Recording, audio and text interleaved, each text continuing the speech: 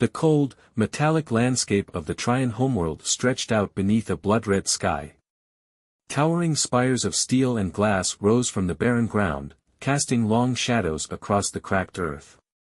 The ground was streaked with deep fissures, a reminder of the brutal forces that had shaped this planet over centuries. Far in the distance, massive warships hovered, their engines glowing like distant stars.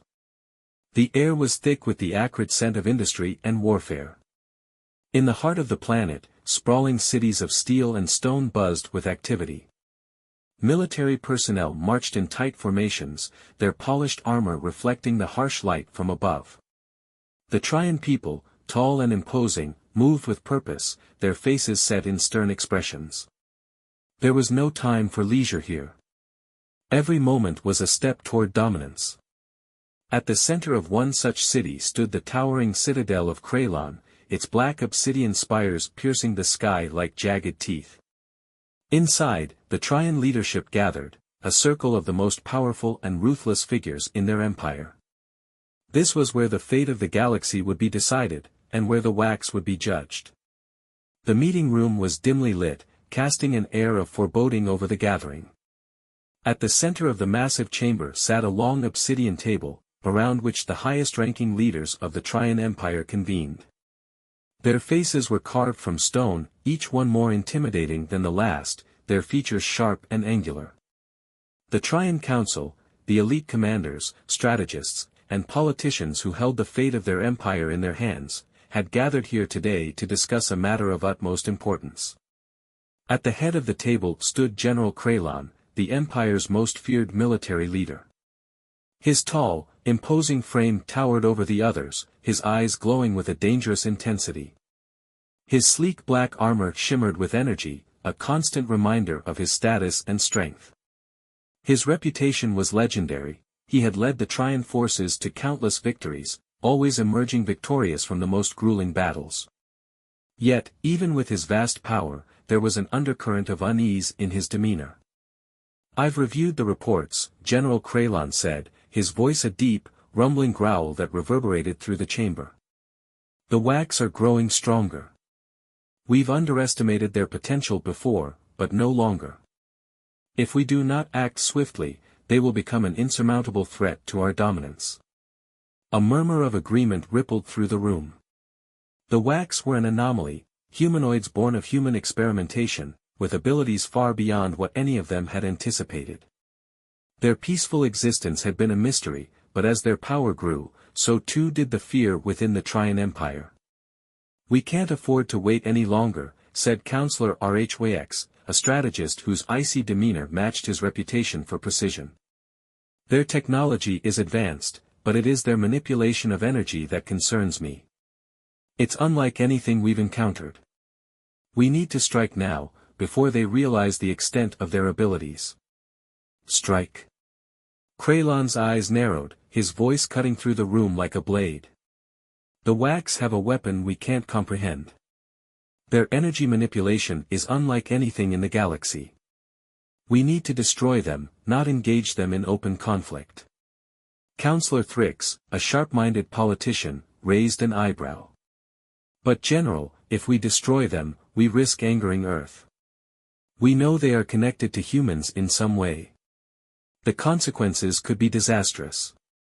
General Kraylon slammed his fist on the table, causing the room to quake. "I don't care about the humans. We must destroy the wax. They are a threat to the very core of our existence. If we allow them to live, they will rise above us." The room fell silent as the weight of his words settled over them. It was clear that Kraylon was not just speaking from strategy but from fear.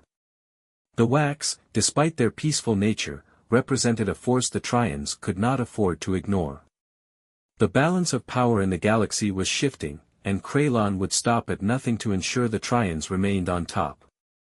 The massive warship, Dreadnought, loomed in the cold expanse of space, its sleek, obsidian hull reflecting the stars in a silent display of power. It was the flagship of the Trion fleet, and within its belly, the heart of the Empire's war machine beat.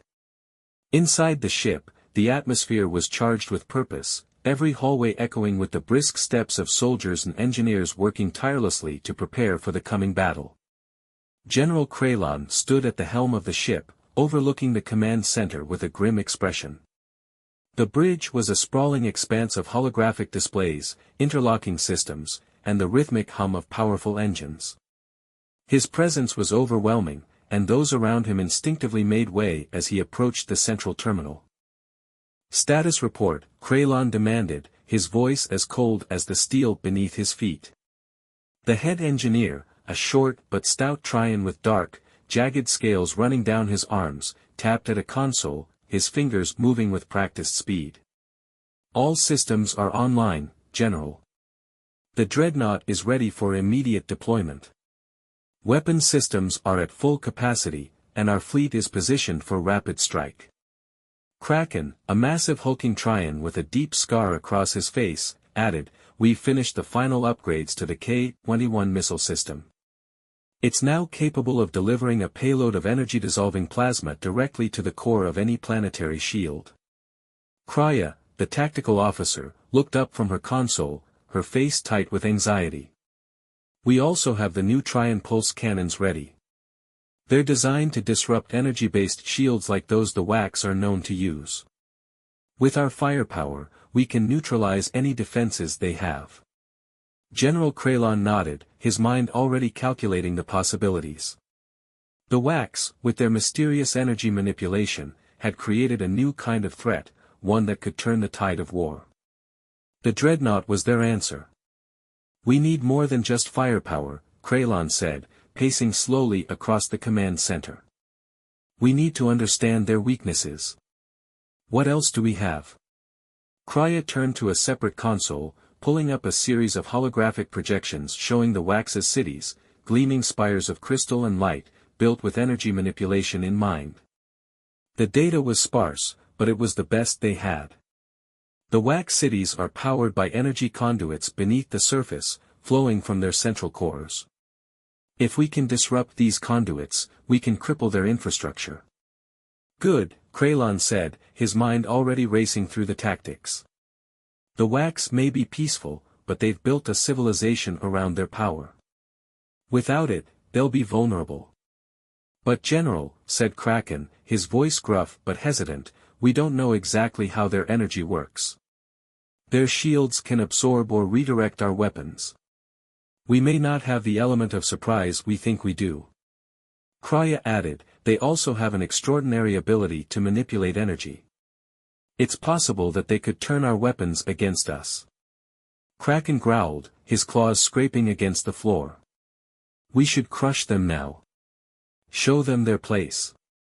No mercy." General Kraylon silenced him with a single gesture.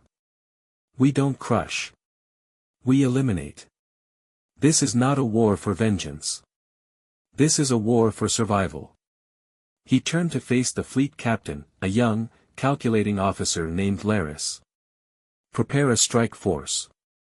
We'll hit their largest city first, the one that appears to be their capital. We'll neutralize their shields with the pulse cannons, then launch a precision strike with the K-21s. Once we have them vulnerable, we'll initiate a ground assault." Laris nodded quickly. "And the WACs? Will we engage them directly?" Kraken chuckled darkly. "We'll take them down like the tools they are." "No," Kraylon interrupted firmly. "I want their leader, Alpha. They will surrender to me, or I will make them. This is a war of ideas as much as it is a war of power. The WACs must know they cannot stand against the might of the Trion Empire." The command center fell into an eerie silence as the weight of Kraylon's words sank in. The Trions had always known war, had always been born from it. But this time, there was something different in the air. There was fear, and with it, a desire to conquer that was unlike any before. As the dreadnought readied for its assault, the Trion fleet moved in synchronized formation, spreading across the vast expanse of space toward the WAC's peaceful planet. General Kraylon stood at the helm, his gaze fixed on the dark void ahead. His thoughts were a blend of anticipation and cold determination. The WACs, with their utopian ideals and fragile existence, would soon be nothing more than a distant memory, a mere obstacle in the grand scheme of the Trion Empire. Below, on the surface of Wax, Alpha stood atop the highest tower in the capital city, its translucent skin glowing under the soft light of the twin moons. The city was calm, serene, its crystalline spires reflecting the harmony of a civilization that had flourished for decades without war. Alpha's eyes, however, were filled with a deep, unshakable sadness. Despite the peace they had cultivated, it had always been clear to Alpha that war was inevitable. The history of humankind, even in its peaceful phases, had been tainted by conflict. A sudden, sharp vibration in the atmosphere shattered the stillness. Alpha's eyes narrowed as an urgent message pulsed into its mind. The Wax's energy network, their only line of defense, flared with unnatural intensity. The warning system had been activated, there was a breach in the outer atmosphere. Prepare for impact, Alpha thought, transmitting orders through the neural network. The Wax citizens, though peaceful, were not defenseless. But nothing in their design had prepared them for the overwhelming force of an invader like the Trions. High in the sky, the first Trion pulse weapon fired.